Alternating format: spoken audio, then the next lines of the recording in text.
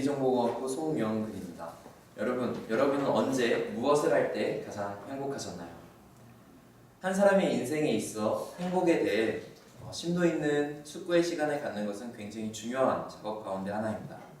오늘 저는 그에 대한 저의 대답과 그에 대한 고찰을 여러분과 나누고자 합니다. 본격적인 내용에 앞서 한 가지 질문을 드려보고자 합니다. 뭘까요? 네, 맞습니다. 여행입니다. 통계청 자료에 따르면 해마다 해외 여행객 수가 증가하고 있고 앞으로도 증가하는 추세라고 전망하고 있습니다. 이런 트렌드에 힘입어 굉장히 수많은 여행 페이지, 여행 작가, 블로거, 여행 서적, 에세이가 쏟아져 나오고 있습니다.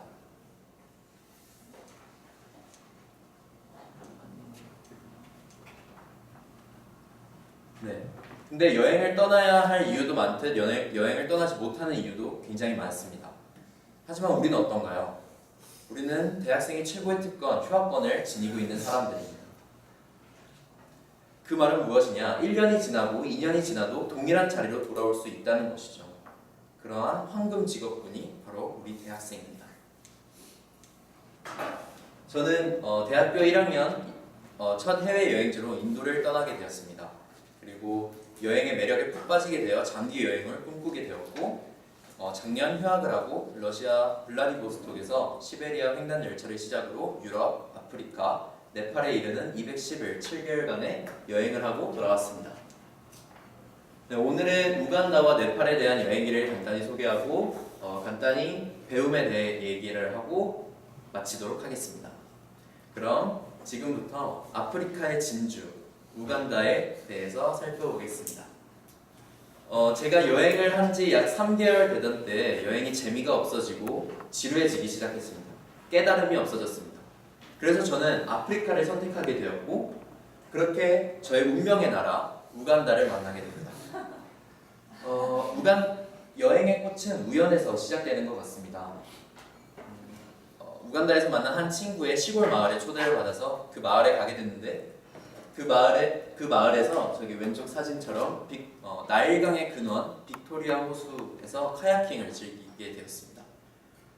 이 마을은 제 친구의 아버지들, 어머니들 이렇게 쭉 그런 복잡한 관계였는데 거기서 이제 아이들이 무중구라고 저를 외쳐대며 저를 둘러쌌습니다. 이 무중구는 백인을 뜻하는 스와힐리어입니다.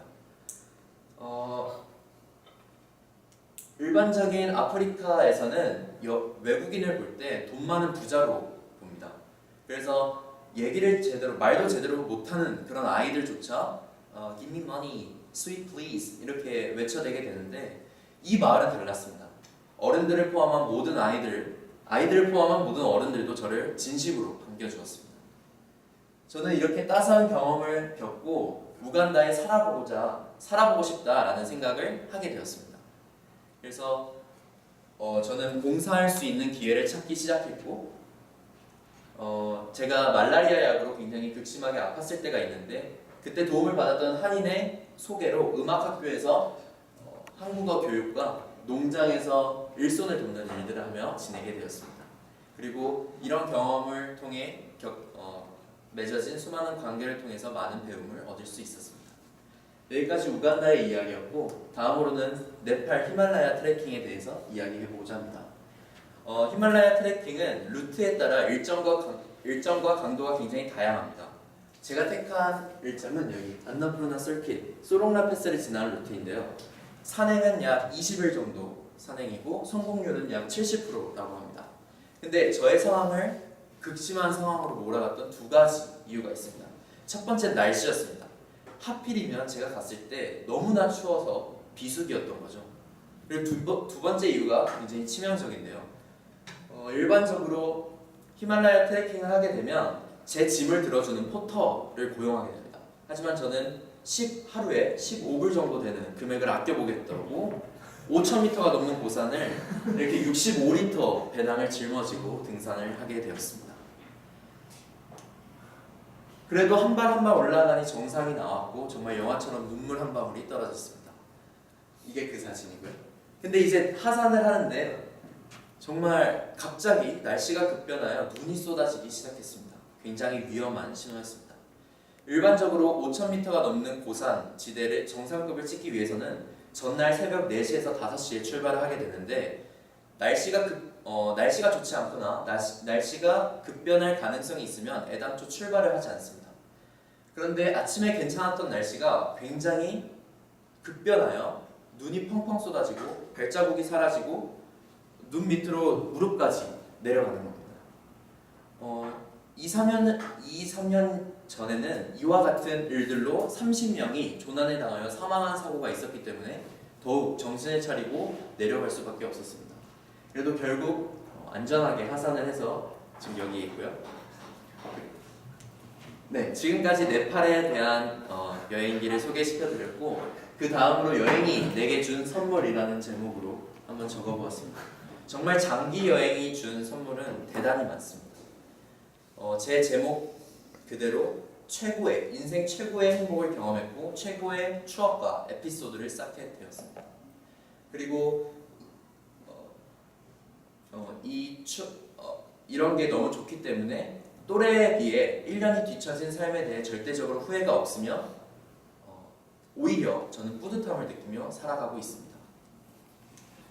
지금까지 저는 아프리카, 우간다에서 인종을 초월한 정을 공유한 경험을 하였고 네팔 5,000m가 넘는 곳에 도전하여 승리하는 경험을 이야기했습니다.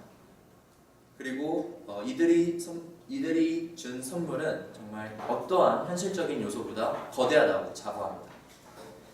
마지막으로 다시 한번 저는 모두가 여행을 떠나라고 이야기하는 것이 아닙니다. 행복을 위한 시간을 깊이 있게 사색을 해보고 이에 대해서 지금 황금기를 인지하고 그에 대한 시간을 보내라고 하는 것입니다. 인도의 철학가 부하드와는 다음과 같이 이야기했습니다. 마지막 하나는 그대 자신에 대한 발견이다. 부디 지금의 황금기를 놓치지 마십시오. 감사합니다.